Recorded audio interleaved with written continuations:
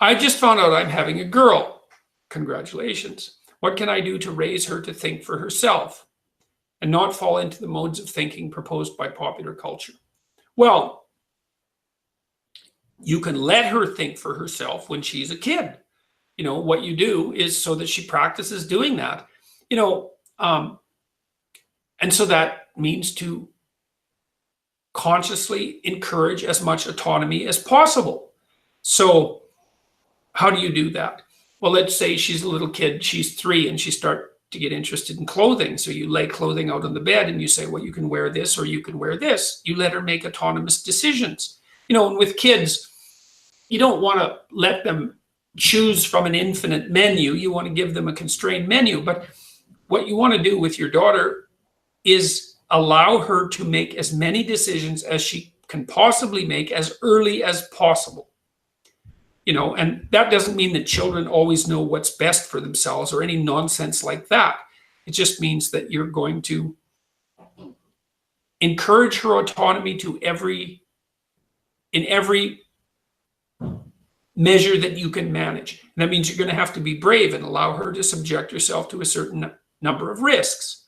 So you raise her to think for herself by letting her think for herself. And that can start quite early. I would say when she's a teenager, she's going to fall into the modes of thinking proposed by popular culture because that's part of being enculturated and socialized. It's virtually inevitable, and it's even somewhat desirable. But what you hope is that you've encouraged the capacity for autonomous thinking to a sufficient degree that it's likely to integrate with that more intense teenage socialization and then reemerge, so you get someone who comes out the other side as an autonomous individual. And that works with boys and girls. So I guess you do what Geppetto did in Pinocchio. Is the first thing you decide is, well, you don't want to raise a puppet. You want to raise an autonomous person. And then you think through, what does it mean to be an autonomous person? What sort of person do you want your child to be? What sort of person do you want to encourage your child to be? And then having established that vision in mind, that's going to guide your choices. But at least you're making the right choices. You don't want someone who's dependent and whiny and cringy and more frightened than they need to be, and martyr-like and vengeful and malicious and manipulative and mendacious, all of those things. You want someone who can make their own judgments. And you can ask kids what they think pretty damn early. Like, you have to be careful and not push them beyond their capacity. But if you know your child, you'll be able to see what level of decision-making they're capable of engaging in. And then you would encourage them to mature as rapidly as they can. And that also means that you have to not allow yourself to fall too in love with the dependent and needy creature that your infant will be to fulfill your own emotional needs. You want to detach and encourage to mature as rapidly and as comprehensively as possible. And that will work.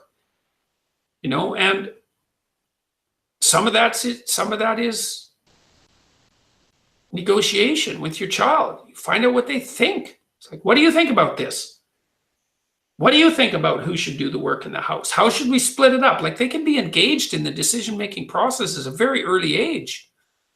And part of that encouragement is going to be reflected in your implicit attitude that the child is a real person who's capable of imposing their will in a realistic sense in the world, on the world, and doing that in a competent and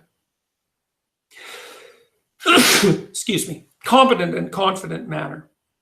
So, but at least the beginning is the desire to do that. You want to raise a confident, autonomous, courageous, truthful person. And then you reward them when they're like that. And you notice it and you tell them, good work. You did that right. Keep it up. That's the right thing. And you tell them why what they did was right. in a detailed way. And that's very powerful. You wait and you lurk and you wait for something that you want to have happen. And you say, yes, well, we'd like to see a lot more of that good work. You do that with yourself and with your partner too. It's a very powerful technique. All right.